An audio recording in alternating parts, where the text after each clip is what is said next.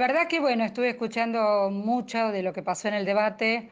Me impresionó una diputada muy joven que nos compara con perras, que habló, bueno, cuando tenés una mascota en tu casa, ¿qué haces si está embarazada? O sea, con perras, ¿no?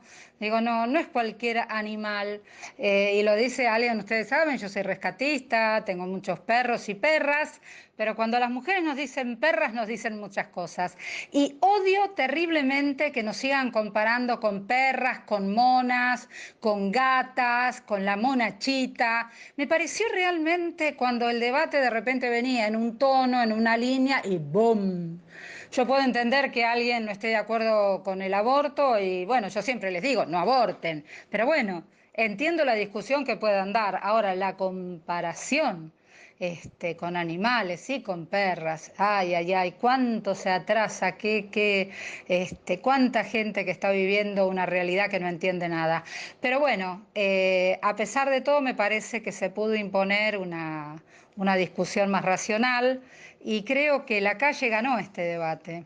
La verdad que la cantidad de gente joven, con frío, no son las mejores condiciones climáticas y bueno, están sosteniendo, ¿no? Están sosteniendo esto. Yo la verdad que me voy viajando a Colombia contenta porque, bueno, ya tengo 60 años y uno ya piensa en el legado. Es decir, todas las causas que uno luchó y las que sostuvo, ¿dónde van a ir a parar? Y bueno, yo lo que vi en la calle me gustó y me tranquilizó. No sé qué va a pasar en el debate, no tengo idea, pero pase lo que pase, me parece que la calle ganó este debate. Así que, bueno, me voy contenta.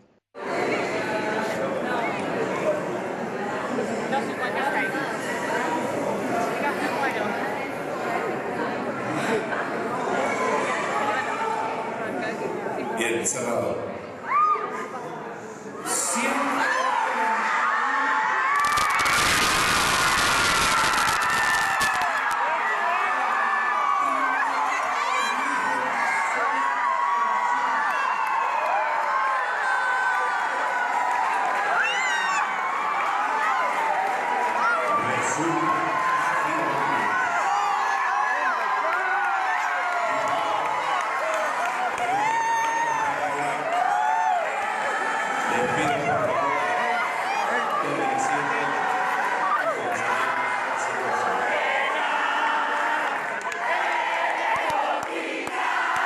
Chicos, bájense de la silla. Bueno, aborto legal, vamos al hospital, hey. Bueno, Increíble, ¿no? Es increíble, increíble, es Virginia, increíble. Yo Lili. creo que yo no estaba en el recinto, quiero aclarar, soy Virginia Franganillo y estábamos afuera, creo que en un bar ya, obviamente, escuchando, digamos, el cierre de los presidentes de bloque, rescatar, digamos, el discurso que tuvieron tanto el Chivo Rossi, presidente del Frente para la Victoria, como la diputada Los Pilato, que fue una diputada que además reconoció a las feministas de todos los sectores, de todos, a pesar de ser una dirigente joven, tuvo esa generosidad. Algunas nos mencionó y eso fue también muy hermoso, digamos, ver que hay temas en la Argentina difíciles que solamente se pueden resolver con acuerdos transversales y creo que todos los discursos este, nos dieron cuenta de que no es un tema del peronismo, del radicalismo, de otras fuerzas políticas y que lo hayamos logrado. Eso es algo. Increíble, ¿eh? Sí, y yo recién lo decía a un medio, debo decir algo que nunca imaginé que lo iba a vivir. ¿Viste? Y no tengo 90 años, tengo 63 años, pero ya llevamos más de 35 años de ¿Viste? lucha. Sí, sí, sí. Y eso es impresionante. Y sentir ese alivio, lo decía Fernanda, de que la calle ya es de las jóvenes, y te voy a decir adolescentes. Ayer fue algo muy hermoso nuevamente, pero creo que fue más claro, más nítido, las chicas con las madres. Fue impresionante. Sí, Yo sí, me sí. volví a altas horas de la noche y entré a una panadería, a una confitería y había una madre con su que nos sonreímos y en el subte nos abrazábamos. Creo que hemos dado un salto cultural impresionante y creo que lo que viene, entiendo que es difícil el Senado, Claro. Lo del Senado es difícil, pero también hoy yo lo que recordaba, y lo decimos siempre, que cuando se logra un derecho, ¿no? Que generalmente viene no casualmente por empate, y ayer algunas de las intervenciones en diputados lo recordaban también. Voy a hablar, por ejemplo, de lo que tuve más de una tarea directa como presidenta del Consejo, fue la ley de cupos. Teníamos encuestas que se habían hecho representativas y daban una mayoría en las mujeres, pero no en los varones respecto a la necesidad de una ley. O estaban de acuerdo con la ampliación de la participación de las mujeres, pero no estaban de acuerdo con que hubiera una ley que obligara a los partidos en pleno proceso neoliberal, ¿no es cierto? Sin embargo, a la semana, un diario importante hace una encuesta y aparece un consenso de más del 90% en varones y mujeres. Con la ley de matrimonio igualitario lo mismo. Y yo, mientras conversábamos eso recién en un bar, veíamos que en Avenida de Mayo los balcones, muchos balcones, ponían los pañuelos verdes. Entonces yo creo que eso es lo que va a garantizar que tengamos una ley.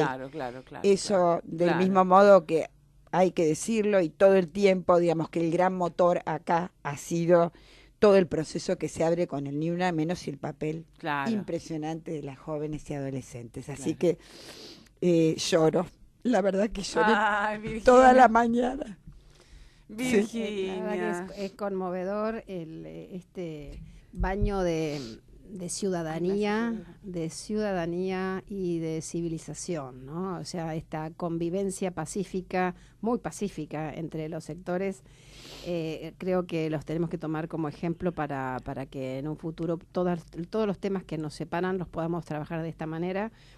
Evidentemente nos coloca en una situación de mejor lugar en el mundo. Ayer miraba el mapa mundi donde están los países que aceptan el aborto como una salida legal, y nosotros estábamos en el medio, en una situación realmente bastante absurda para el resto del el marco normativo que nosotros tenemos. Es un marco normativo muy moderno, y en esto estábamos en el siglo XIX. Ajá.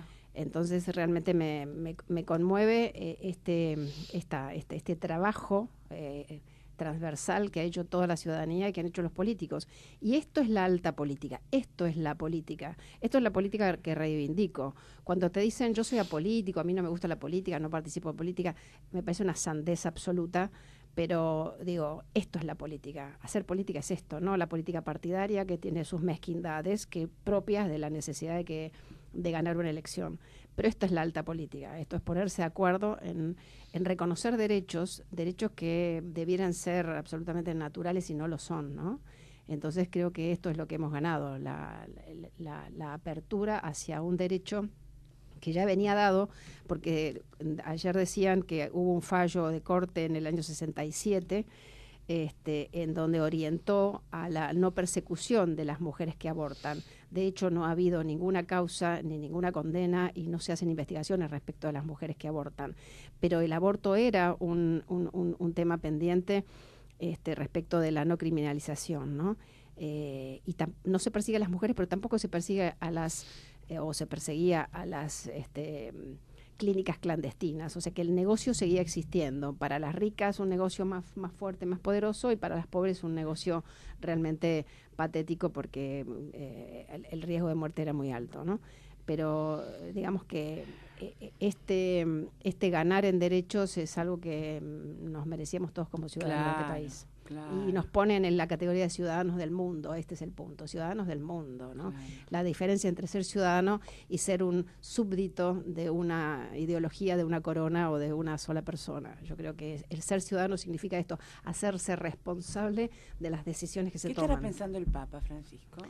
No, es un tipo, yo creo que es un tipo muy abierto y una cosa. Sí, en su foro interno seguramente es una cosa, en su discurso. Pero obvio, bueno, es el Papa del mundo, o sea, ¿qué puede decir o qué puede pensar desde su postura de Papa? El hombre es uno y el Papa es otro. Claro, yo creo que son dos, y además tiene una responsabilidad hacia el mundo que, obvio que no le permite sacar los pies del plato, ¿no? Pero no obstante, el mundo tiende, o sea, lo que decíamos, lo que se escuchó ayer en todos los discursos y esta madrugada, el aborto existe, el aborto está, el aborto es. Entonces, para que no seamos siendo hipócritas, lo que hay que hacer es educar a la población toda, hombres y mujeres, para que estas cosas no ocurran. Si no queremos que haya abortos, no queremos que hayan... Básicamente lo que no queremos es que no hayan embarazos no queridos. Entonces, si no hay un embarazo no querido, no va a haber aborto. Si cada una de las embarazadas quiere estar embarazada, y si cada una de las embarazadas puede estar embarazada porque así lo elige, no van a haber abortos. O sea, es tan sencillo como eso. Sí, hay mucho por seguir trabajando también. Lo que a mí me pareció interesante de todo este proceso que se debatió es mi impresión, ¿no? Que de alguna forma los eslogans que se fueron planteando, esto lo digo ahora a post, ¿no? Aprobada, los eslogans que se planteaban eran despenalización, legalización, y había una cierta reticencia a decir, yo no estoy a favor del aborto, estoy a favor de la legalización por un tema de salud pública. Se instaló en el discurso que era un tema de salud pública, y me parece que esto pegó en muchas personas, aún católicas, y yo vi un profundo cambio en personas que, al entender que se trata de un tema de salud pública, aceptaron el sí. Cuando no es solo, porque lo hemos hablado acá con otras feministas que han estado en el programa, no es, eso estuvo bien que se ponga como eje, como punta de lanza, porque hizo que muchas personas pudieran verlo desde ese lugar, que es correcto. Pero también está el otro lugar, que lo hemos hablado acá, que es el derecho a decidir genuinamente, ¿no? Y me parece que sobre eso también hay que trabajar a futuro, ¿no? Como que la autora, ¿te acordás? González nos dijo, bueno, como que el derecho a decidir, yo... Sí, lo dijo la semana pasada también Marta Dillon, sí estoy a favor del aborto. Parecía que decir estar a favor o en contra, no ese es el punto, correcto, es salud pública. También es el punto. A mí me parece que lo que ¿no es cierto? Hay que ir profundizando en el derecho genuino. La salud pública es indiscutible. Pero yo creo que fue más amplio, ¿no? Me parece que el rol del Estado. ¿Qué tiene que hacer el Estado? Eso me parece que estuvo como muy claro. Y yo creo que ha sido tal el triunfo, digamos, que recordarán, si han estado escuchando el debate, que se ha logrado que el sector, digamos, que está en oposición a la legalización, haya demandado que se cumpla la educación sexual, que se fortalezcan los programas de salud sexual y reproductiva, y lo último que escuché es que se compromete el bloque de Cambiemos para armar una comisión de monitoreo de la educación sexual. Entonces, quiero recordar a las oyentes y a los oyentes que estos mismos grupos, y me refiero no a los políticos, sino a los fundamentalistas, hicieron cosas como, por ejemplo, casi incendiar la legislatura porteña cuando se estaba tratando la ley de salud sexual y reproductiva de la Ciudad Autónoma de Buenos Aires.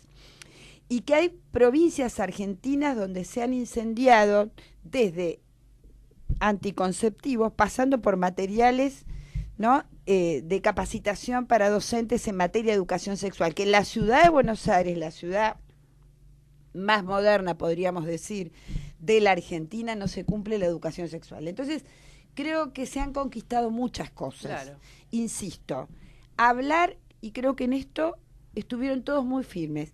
¿Cuál es el rol del Estado? Digo, nuestras voces no tuvieron voz durante 100 años. Me explico, digamos, porque las cosas que se están discutiendo ahora, puede haber crecido la argumentación, pero son cosas que hace más de 30 años estamos discutiendo. Digo, solo que ahora se escuchan. Entonces, esta discriminación entre las creencias, la metafísica, diría un filósofo, y la política, creo que ha sido muy robustecido por las legisladoras y los legisladores que planteaban cuál era el rol del Estado. En ese sentido, es que, por supuesto que tenemos que ser prudentes y eso, diríamos, prudentes. Recordarás, Virginia, que lo que no se podía hacer hay que esperar el Senado. No se podía hablar del aborto. No, el aborto ya eran palabras mayores. No se podía hablar de control de la natalidad. Eras un perverso. Eras abortera. Ahí había un paquete. Digamos que el poder punitivo que hacía no solo prohibía el aborto, sino que prohibía la educación sexual y prohibía. Entonces, el macartismo era muy interesante como operaba. Te estoy hablando de décadas del 80 y del 90, en lo que era la práctica política para quienes hacíamos política y éramos parte del movimiento de mujeres. Uno decía, vamos a discutir la salud sexual y reproductiva, y decían, ahí vienen las aborteras. Y lo que se demostró en la práctica de la política pública es que era así. Claro. Las grandes disputas que se han dado en los últimos años contra ministros de salud, contra ministros de educación, quiero decir, se judicializó, ¿no?, la implementación de la educación sexual y de la implementación de la salud sexual y reproductiva. Nosotros tenemos 2 ministros que tienen causas pendientes con la justicia, que han tenido que llegar hasta la corte argentina. Entonces, uno podría decir, qué canallas que son, ¿no? Porque en todos los discursos de los sectores que se oponen, en todos los partidos, quiero decirlo, se vio claramente de que es un tema transversal. Estaba la apelación, es que el Estado, ¿no es cierto?, había fracasado, abandonado a esas mujeres que no las había acompañado en la prevención del aborto. Son los mismos sectores que no han querido que en la Argentina haya educación sexual y salud sexual y reproductiva. Hay una cosa que no lo podés creer. En la década del 80, y voy a decir porque fue mi trabajo de posgrado, 87, Argentina era el único país de América Latina que no tenía políticas de salud sexual y reproductiva. E insisto a los oyentes, ¿qué significaba eso? Eso significa la muerte de las mujeres, eso significa la falta de salud sexual y reproductiva, eso significa, digamos, el miedo, la represión, la discriminación en un país como la Argentina. ¿Me permitís que te haga una postilla? Discrepo con vos. Sí, tenía una política. Tenía la política de aumentar a como viniera lugar el crecimiento vegetativo de la población. Por eso se había prohibido en la década del 70 la distribución de anticonceptivos. Hubo 2 decretos del ínclito López Rega que fueron en ese sentido. También hubo una prohibición de enseñar educación sexual. Y había una política también... Ahí recuérdame, fue en el Congreso Pedagógico en épocas de Alfonsín que Sábato casi tiene que renunciar, ¿o no? Exactamente. Me costó encontrar ese dato, ¿no? Yo lo quería citar. Y además había una intento de darle un contexto religioso a la política, la famosa teoría de la nación católica, que impedía todo esto. Era una posición muy, muy reaccionaria. El paso a la laicización del Estado empieza con el famoso fallo de la Corte, Sachs de Sejean, que dice, que declara la inconstitucionalidad de la ley de matrimonio civil que impedía el divorcio vincular, y dice que hay que separar lo que es la religión de lo que es la política. Ese fue el puntapié inicial. ¿Pero eso qué año estás hablando? Estoy hablando en el año 84-85. 84-85. O sea, a partir de ahí empieza todo este proceso que culmina en esto.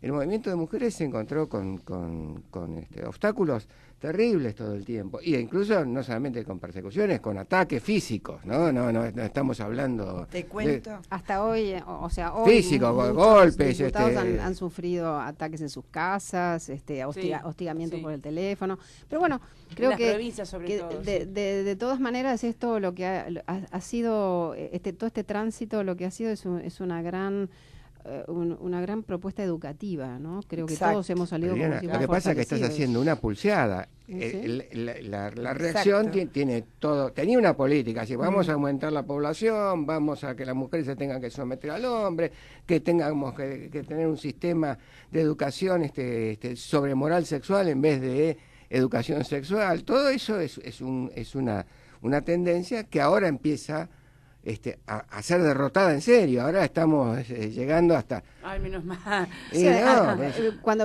Recién cuando venía, que por Callao todavía habían chicos y La chicas, gente joven, las mucha chicas gente joven. jóvenes Yo decía, cantando. impresionante. Cuando, Era fantástico. lo que nosotros llamamos hipócritas, ¿no? Los hipócritas que dicen una cosa y después hacen otra, y los chicos le dicen los caretas, ¿no? Cuánto caretaje. Sí. Y creo que eso ha quedado a la luz, ¿no? Ese caretaje que dice una cosa y hace otra, y que ahora van a tener que guardarse sus palabras, y en pos de que no saliera esta ley, hablaban de la posibilidad de justamente profundizar el aprendizaje de los Liliana, métodos anticonceptivos. hablan- Lo que hace 20 años atrás se oponían tenazmente, ahora lo proponen ellos. O sea, en eso creo que tiene que ver con esto, con la evolución cultural, ¿no? Y se le debemos esto a los jóvenes. O sea, tenemos un compromiso moral con ellos. Claro. Además yo digo, todos aquellos que salieron a invocar los derechos del niño, no les conmueve que haya una cantidad enorme de chicos que estén durmiendo en la calle, pidiendo limón, pero esto sí, ¿no? Esto sí, bueno, Hasta el momento mientras esté en la panza hay que defender los derechos del niño, después arreglátela sola. arreglátela como puedas. Bueno, un poco como imbricamos este tema que está tan actual con el que nos trabajo proponíamos ahora, que el trabajo sí. infantil. Que el 12 de junio fue el Día Mundial del Trabajo El Infantil. día mundial de... y a ver, 168 millones de niños denunciados por la OIT, trabajadores en este mundo. Sí. Obviamente debe haber una cifra negra mucho mayor que esta, pero hablamos de 168 millones. Nuestra población es de un poco más de 40 millones de habitantes. O sea, son... No, es inimaginable. 4 veces nuestro país, ¿sí? 4 veces la población entera de nuestro país sometidas al trabajo infantil, que por supuesto es un trabajo de explotación, ¿no? Absolutamente. Y en nuestro país más de un millón de niños, más de 1.100.000, un poco más de 1 millón de niños trabajan en condiciones absolutamente terribles. En una provincia me sorprendió, no sé si me sorprendió tanto, pero me sorprendió y me angustia. En Mendoza, gran parte de esos niños trabajan en Mendoza. Por el tipo de actividad de recolección de fruta y demás. Después había un caso con misiones, con los yerbateros. Todos los que hacen recolección. Y leí el caso Ezequiel, que lo trabajó la gente de la Alameda y Vera. Sí. Debe ser un caso tuyo, obviamente, por eso lo traigo. Mario, estás en todas, sos nuestro, Mario. Un niñito que desde los 4 años recolectaba huevos en las avícolas y luego cae desmayado porque estaba contaminado. O sea, digo, a eso somos insensibles. O sea, nos conmueve un feto inviable que ni siquiera tiene todavía su sistema neuronal. Se defiende el derecho del no nacido. Del no nacido. Y el nacido que se joda. Sí. A ver, Ni eso hablar es la de los hipocresía. perros, ¿no? Oh, Que sí, eso- los perritos. eso- Bueno, eso es la hipocresía. Ese es el caretaje. Pongamos sobre la mesa el caretaje, ¿no? Esta chica pobrecita, dicen que es una buena chica la que habló de los perritos. Pero bueno, como buena chica que reparte los perritos, ¿lo escucharon ayer lo de las perritas? Yo no lo escuché, pero escuché a Oh, Fernanda. dicen que es buena recién- chica, dicen que es buena chica. Pero Ajá. bueno, después dije ¿Qué fue lo que dijo? que Digámosle en a la realidad audiencia. cuando una perra nuestra se queda embarazada, que tampoco es embarazada, sino que es preñada, el Sí, término, claro, pero bueno, sí. cuando nuestra perra se queda lamentablemente embarazada, dijo ella, no salimos a llevarla al veterinario para que aborte, salimos a regalar los perritos. Entonces yo dije, bueno, tan buena no es ir regalar los perritos, pero bueno. Nada, estas son las barbaridades que se escucharon ayer de esas y algunas más, ¿no? Sí, como el diputado Olmedo, ¿no? Que creo que sigue siendo diputado, ¿no? Sí, Por Ingrid Salta, Olmedo. que dice que tengan los hijos y ya desde antes de que nazcan los damos en adopción. Sí, claro. Ya les damos el... Sí, O sea, eso salvoconducto es- a cualquier cosa. O sea, sí. eso se llamaría explotación reproductiva de la mujer, Sí, ¿no? claro, que es un sí, concepto... el sometimiento a la Claro. cosa más atroz. Claro, la explotamos... No, es tremendo. Sí, hay una serie ahora que están dando que es así, marca esta como una serie en Netflix, viste que yo soy medio cinéfila, sí. y que se llama la mucama, no, algo parecido, que los chicos deben saber, unas que están vestidas de rojo y Sí. y tienen Pero- niños así a destajo.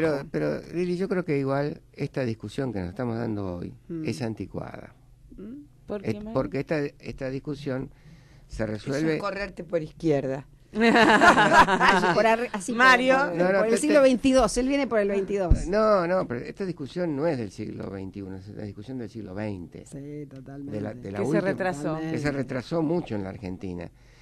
Hoy tendríamos que estar pensando en otras cuestiones que tienen que ver con la reproducción asistida, que están en una especie de limbo Bueno, jurídico. eso es lo que los hizo reflexionar a muchos que están defendiendo el embrión de esta manera, y hay cientos de miles de embriones en heladeras que nadie sabe qué va a pasar con ellos. O sea, eso es la hipocresía, bueno, otra vez el caretaje. Después, además no tenés una legislación. Hay legislación respecto a embriones de animales muy interesante, porque eso se exporta, pero no hay sobre los embriones humanos. No, sí, yo lo escuché a Pascualini que dijo que sí, que se considera que es vida el embrión únicamente cuando está implantado, no antes. Bueno, eso era en el proyecto del Código Civil y Comercial, pero eso se eliminó y es a partir del momento de la concepción. Entonces, ¿qué pasa con todo eso? Con toda esa vida que está en las heladeras. Sí. Bueno, ¿Qué van a hacer? ¿Se puede experimentar con eso o no se puede experimentar con eso? ¿Se pueden exportar o no se pueden exportar? En una discusión que tuvimos con Hayton de Nolasco y la gente que había estado haciendo la reforma del Código Civil y Comercial, me dice, no pueden pasar de determinada cantidad de semanas porque no hay posibilidad de llegar a hacer lo que ocurre en la novela de Huxley, Un Mundo Feliz. Está bien, eso es correcto ahora, pero la ciencia va a seguir progresando. Claro. Lo que hoy es imposible, dentro de 5 o 6 años o 10 años, va a ser posible. Las leyes se tienen que hacer para el futuro, no tienen que hacerse para el pasado. Claro. Entonces ese es un tema para discutir. Un tema para discutir.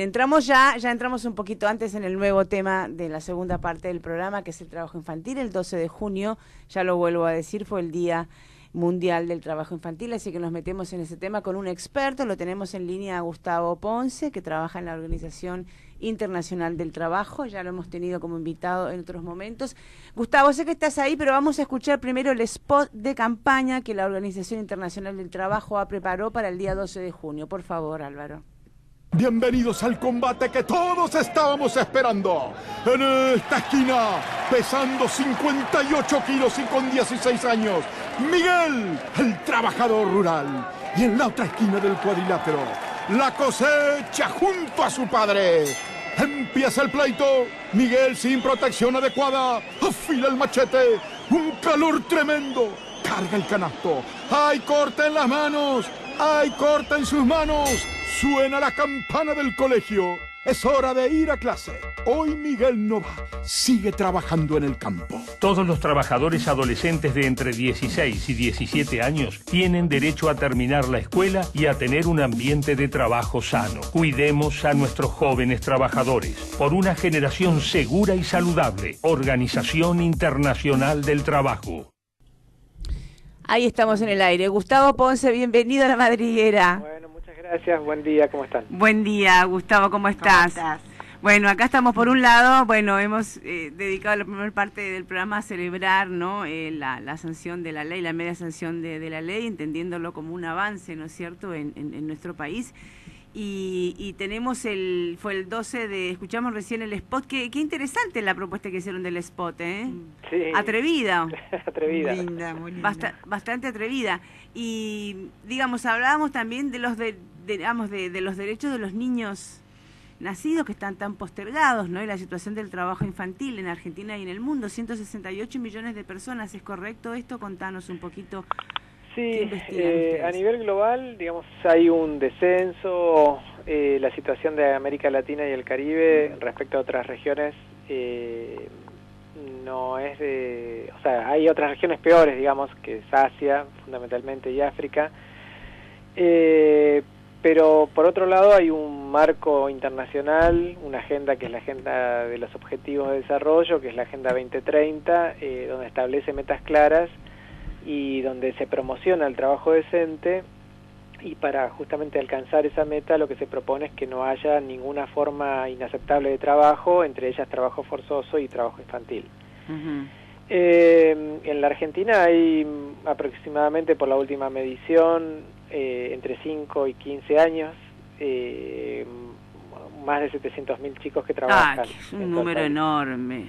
Así sean menos, lo que sea, pero es un desafío enorme todavía, y este spot y esta campaña, digamos, lo que estamos tratando de mostrar es que además de los chicos que ingresan tempranamente al trabajo, que la edad promedio en la Argentina es entre 10 y 11 años,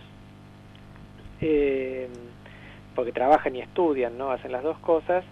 En el momento que son adolescentes y que tienen edad de trabajar por las leyes del país, que es a partir de los 16 años, ahí se genera generalmente una cuestión que es que los chicos trabajan en condiciones muy informales y están expuestos a riesgos de accidentes de trabajo. El índice ahí es muy alto, la tasa es muy alto, mucho más que los adultos, y además le genera una tensión con la terminalidad educativa, ¿no? Claro, y que muchas veces abandonan, ¿no? Directamente antes. Sí. Es una de las causas principales, digamos, detectadas por el Ministerio de Educación de acá, y a nivel global es lo mismo, sí.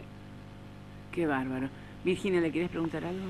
Virginia Franganillo. Hola, Gustavo, ¿cómo estás vos? ¿Qué tal? Virginia Franganillo.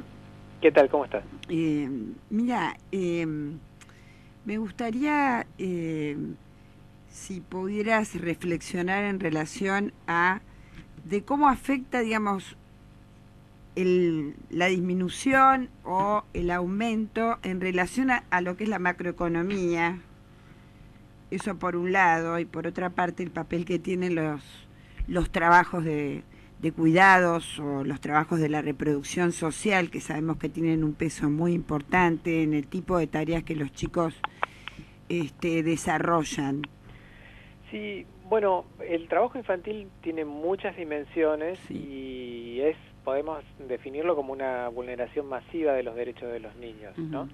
O sea, el trabajo infantil, si uno tiene, por ejemplo, la Convención de los Derechos del Niño como algo positivo, el trabajo infantil vulnera todos esos derechos, o la mayoría de ellos, ¿no? El acceso a la salud, educación, bueno, el tema de la exposición, no ser explotados económicamente.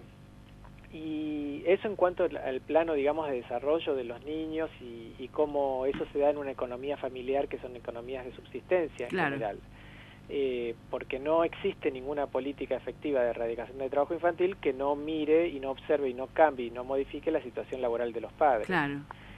Entonces, eso si nos quedamos a nivel individual y a nivel de la familia. Y si a su vez lo vemos, nos alejamos más y lo vemos a nivel de una comunidad, de lo que se trata, de una comunidad o de una región, el trabajo infantil impacta negativamente en el desarrollo y la sustentabilidad.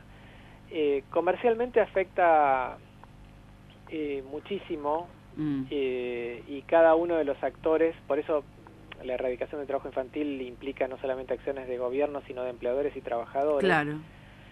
Porque la situación de comercio internacional, ¿hacia dónde va? Va justamente hacia productos libres de trabajo infantil. Es difícil, y no se trata de una certificación así nomás, sino se trata de justamente de que establecer procesos para prevenir y que no haya trabajo infantil en toda la cadena, que suele haber en el segundo y tercer anillo, ¿no? ¿Qué papel jugó la asignación universal por hijo? ¿Mejoró esto la situación de los niños? Sí, no podemos decir exactamente en cuánto, porque hubo otras políticas de transferencia económicas condicionadas, como fue el caso de Brasil o el caso de México, donde sí hubo un foco, y uno de los condicionantes para que las familias recibieran la transferencia económica era que los chicos no trabajen, ¿no? Este no fue el caso de Argentina, pero obviamente las dos condicionalidades que tenía, que es la asistencia a la escuela y el tema del acceso a la salud, obviamente impactan positivamente. ¿Pero eso hay controles efectivos? Que yo sepa, hay estudios, pero no hay... Bueno, a ver, controles efectivos, usted me está diciendo el impacto de la asignación en la erradicación de trabajo infantil. No, que los niños asistan a la escuela como exige la normativa de la asignación universal. Entiendo que sí, que la percepción de la beca implica todo ese sistema de circuitos. No conozco en detalle cómo se lleva a cabo. Porque lo que sí supe, o por lo menos he tomado conocimiento de casos en particular, los que tenían algún tipo de asignación para que terminaran el colegio secundario, esos no tenían ningún tipo de seguimiento y no iban superando las etapas y no aprobaban. O sea que si no había control para ellos, que son menos en número, claro. Dudo que haya habido un control efectivo en los otros, porque puede haber una certificación al inicio del periodo escolar, pero luego durante todo el año no sé si hay un control eficaz. Hasta hace 2 años se monitoreaba, no sé ahora. Conozco además los sistemas de monitoreo, eran nacionales, pero también estaban territorializados y se ha hecho mucha investigación. El Ministerio de Educación de la Nación en épocas de Sileoni hizo una gran investigación en relación al tema de la relación con la educación, una investigación que participaron todas las universidades nacionales, que convoco a verlas. Un gran trabajo. Ajá. No sé qué está pasando en este momento. Mario Ganora, doctor. Sí, buenas tardes. Buenas Buen día, tardes. perdón. Depende de la hora que estemos. Mi nombre es Mario Ganora, yo trabajé muchos años con el tema de la trata de personas. Ajá. El trabajo infantil, yo he visto por mi experiencia profesional que está íntimamente ligado con los problemas de trata de personas. Y también con especialmente lo que son las peores formas de trabajo infantil. ¿Cuál es el panorama que ven ustedes actualmente con respecto a la ligazón entre estos dos fenómenos? Bien. Bueno, es una muy buena pregunta. Justamente la cuarta conferencia mundial contra el trabajo infantil, que tuvo lugar en noviembre acá en la Argentina, por primera vez incluyó otros temas, que era el tema de empleo joven y trabajo forzoso. La Argentina ratificó hace poquito, digamos, un protocolo sobre trabajo forzoso y que ya está en vigencia. Sin embargo, todas sus políticas están orientadas hacia el combate contra la trata. Trabajo forzoso no es igual a la trata, sí tienen vinculaciones, ajá, obviamente. Nosotros lo que hacemos o el panorama que vemos es bastante alentador, porque estamos acompañando, digamos, los esfuerzos de lo que es el Consejo Federal de Lucha contra la Trata, en lo que está elaborando un plan nacional y que lo va a presentar en breve. Estamos brindando una asistencia técnica justamente para sobre el tema de indicadores y cuestiones muy técnicas sobre ese plan, pero también, digamos, lo que se advierte es que hay un compromiso muy grande y un avance muy grande en ese campo y en organismos especializados por ejemplo, como la Protex. Sí, ahí Marcelo Colombo. Claro, Marcelo Colombo, y trabajamos mucho con ellos y, por ejemplo, se ha actualizado, y trabajamos un año en la actualización de una guía para que los fiscales tengan más herramientas para identificar el tipo de trata con fines de explotación laboral de otros tipos de explotaciones laborales. Y son herramientas que, bueno, que también las difundimos a través de los sindicatos, en alianza con los sindicatos como UATRE o los sindicatos de los ladrilleros. Me parece que hay, digamos, un panorama alentador. Obviamente nunca es lo que uno quiere en términos de resultados, o sea, claro, uno quisiera que realmente el problema no exista o tenga una expresión mínima, y no lo es todavía, pero creemos que está todo muy encaminado. Obviamente estamos hablando a lo que ustedes acceden, que es el trabajo legal, o pseudo legal, digamos, pero debe haber una cifra negra muy importante con los niños que son, digamos, trabajan para los dealers, o que trabajan todo lo que tiene que ver con la distribución de droga y demás, ¿no? O sea, eso es toda una cifra negra que debe ser por supuesto que hay un subregistro, y es como hacer una encuesta sobre... que la encuesta lo que refleja justamente es el ámbito formal y lo que responden los padres y los niños muchas veces sobre su misma situación, pero si hay una situación de explotación nadie va a responder sobre eso. Entonces todos los temas de registros de lo que es peores formas, siempre tiene una dificultad adicional, ¿no? Obviamente, claro. el único lugar adecuado sería la escuela, pero tampoco tiene las capacidades suficientes como para que la escuela sea el lugar donde debieran concurrir los niños para educarse y no estar en en la distribución de droga o no estar en el pequeño delito que después se convierte en el gran delito, ¿no? Pero claro. la escuela no es consciente de los niños que no asisten a ella, ni se ocupa demasiado de volverlos a traer a la escuela. Sí, la escuela hace lo suyo y nos parece que también dentro del mapa de actores hay que sumar actores nuevos, por eso desarrollamos unas guías para trabajar con el sector de salud, que nosotros creemos que también es un actor clave. Usted piense que tienen aproximadamente hay unos 5.000 centros de atención primaria de la salud en todo el país, y el nivel de capilaridad que tienen es enorme, desde los centros de salud hasta las postas sanitarias, ¿no? Y cuando los chicos tienen accidentes en el campo por cortes, por agrotóxicos, bueno, es ahí a donde concurren. Entonces nos parece que advertir a ese profesional que eso no es un accidente simple, que eso es algo donde un chico nunca debiera haber estado, claro. Y cómo involucrar a la familia y cómo no tener un discurso de sanción, sino justamente de reflexión, y acompañarlos a la familia a buscar otras posibilidades, conocer los recursos locales, en fin. Creemos que es la escuela, son los agentes de atención primaria de la salud, son los equipos de salud, son los sindicatos, digo, claro. Los empleadores también, obviamente. Doctor, yo lo que veo es que la OIT hizo un trabajo muy fuerte para poner fin al trabajo forzoso, el programa Alto Trabajo Forzoso. Sí. Y que la República Argentina tiene ratificados los convenios de la OIT que tienen que ver con la lucha contra el trabajo forzoso, ¿no? Sí. Y lo ha incorporado también en la Constitución Nacional a partir del Pacto de San José de Costa Rica y del Pacto Internacional de Derechos Civiles y Políticos. ¿Qué es lo que está viendo la OIT sobre el cumplimiento de esas obligaciones por parte de la República Argentina? Bueno, existen informes del Comité de Expertos. Usted sabe que los convenios, una vez que se ratifican, los países tienen que brindar una información, y existe todo un seguimiento del Comité de Expertos de la OIT. Y claramente hay recomendaciones para dar cumplimiento, y sobre todo, digamos, lo que estamos viendo es que se pueden trabajar, digamos, involucrarse mucho más.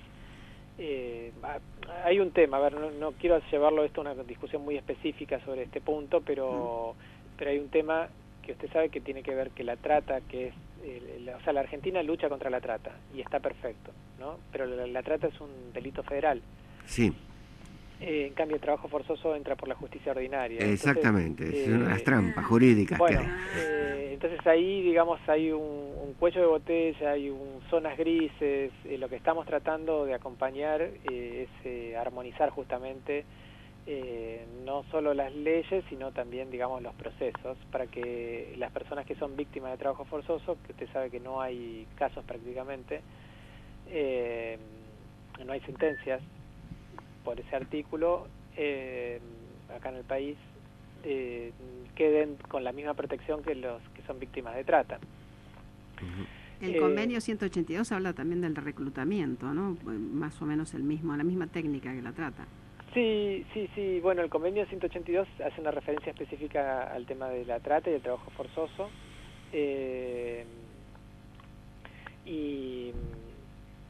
pero diríamos que si es por el tema de aplicación de los convenios, tenemos que ir como a lo más básico, que es el convenio 138, que habla de una edad mínima de admisión en el empleo, y que el país, cuando lo ratifica, se compromete a llevar una política pública efectiva de erradicación de trabajo infantil. Bueno, para eso la Argentina ya cuenta con un tercer plan, que durante todo un año acompañamos a la iniciativa gubernamental y a empleadores y trabajadores para elaborarlo el año pasado, y esperamos y estamos haciendo, digamos, un apoyo para que se inicie y se ponga en marcha, porque este plan todavía, digamos, tiene una subejecución, ¿no? La OIT tiene como un objetivo para el 2030, ¿correcto? Es como la campaña dirigida que el 2030 quede erradicado el trabajo infantil. 2025, son metas entre el 2025 y 2030. Yo, si me permiten una digresión, pero me acuerdo cuando estudiaba en la facultad, en la década del 90, que hablábamos de que en el 2000 iba a haber salud para todos. Sí. Bueno. Sí. Entonces, de lo que se trata no es solamente, digamos, de una meta muy alta y que no sea cumplible, sino que esta vez, a diferencia de otros compromisos, como los Objetivos de Desarrollo del Milenio, en este caso, estos nuevos Objetivos de Desarrollo, además de incluir el tema de trabajo, que los anteriores no lo habían incluido, excepto Argentina, nos parece que son medidas plausibles, o sea, tiene metas, tiene indicadores, y los países van orientando sus políticas hacia el cumplimiento de estas metas. También, Gustavo, hay un tema, perdón, ¿no? Sí. También hay un tema cultural sobre el cual hay que trabajar mucho, sobre todo en algunas provincias nuestras, en otros países, que hay cierta naturalización del trabajo infantil en familias, por ejemplo, mujeres que tienen 8 o 10 chicos y cierto tipo de trabajos de recolección donde es absolutamente natural, casi como destino único de un chico, que a partir de cierta edad colabora con la familia y que muchas veces los chicos forman parte del patrimonio económico de esos padres que entienden que naturalmente no es algo que tiene que ser. Ahí hay que romper también esa construcción cultural, ¿no? Que lo tienen instalado así, ¿no? Y mi chico y a los 14 años, y bueno, ¿qué va a hacer? Y el tipo de actividad ahí, ¿no? Estamos totalmente de acuerdo con lo que usted está planteando, porque justamente una de las cuestiones que se advierte todavía es la valoración positiva del trabajo infantil, Claro. o sea que no se ve como problema. Eso es lo más difícil también de luchar, eso es una batalla. Es difícil, pero no es imposible, Sí. porque si uno ve en términos de la historia argentina, digamos, acá se empezó a discutir sobre el tema del niño trabajador con el niño inmigrante, que era el hijo... eran los canillitas, los lustrabotas. Sí, claro. Y bueno, hubo mucha, digamos, bibliografía, mucha discusión parlamentaria en ese momento sobre ese tema, y ese niño se convierte, digamos, como en un sujeto problemático para el Estado en el momento que toma visibilidad en las calles. Claro. Y lo que se plantea desde el Estado es justamente las instituciones de encierro, o sea, si usted ve todo lo que es el desarrollo del sistema tutelar, tiene que ver a partir de 1919, 1910, con la ley Agote y demás, todo un desarrollo, digamos, donde se trató de negar. Entonces, justamente creemos que los medios de comunicación o programas como este permiten reflexionar sobre justamente que existen posibilidades, primero que el trabajo infantil realmente daña el desarrollo, Claro, o sea, que no hay duda sobre eso, que el trabajo no tiene infantil, que estar trabajando, tiene que estar jugando, tiene que estar exacto, estudiando, sí, sí. pero no tiene que caber ninguna duda, Bueno, pero sin embargo, esto no es lo que ocurre en muchísimos casos. Digo, los chicos en la Argentina pelan cebolla, o sea, están no sé, en la cosecha de cebollas, en cualquier cosa que nosotros comemos o en la confección de indumentarias. Sí. Digo, están en muchísimas actividades. Ni que hablar del reciclado de la basura. Bueno, También. por supuesto. Pero Claro. entonces, si realmente la Argentina se considera como un país que cuida a sus niños, bueno, tiene que hacer mucho más que lo que está haciendo. Claro. Mucho más. O sea que lo que estás planteando es que nuevamente la política pública es clave. Yo recién recordaba cuando vos planteabas el tema de los sindicatos, un caso que fue una convención colectiva de trabajo del sindicato de los recolectores de limón. Ajá. En Tucumán.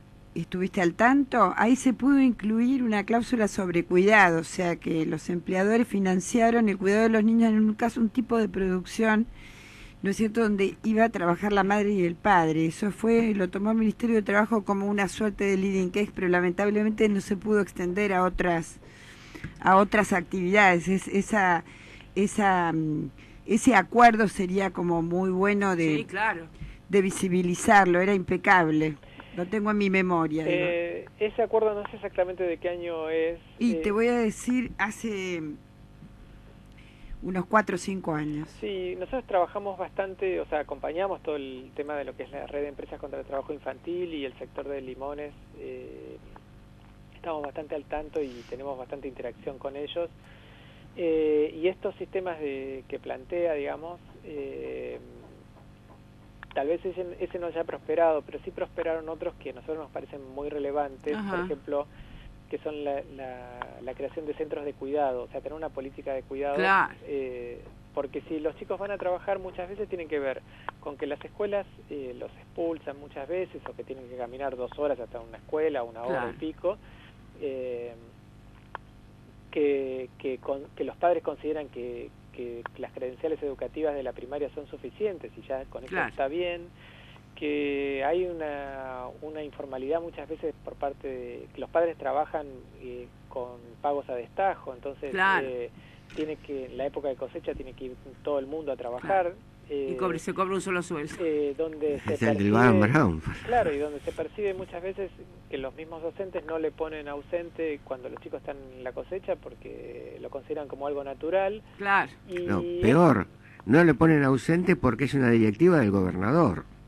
Hay de todo.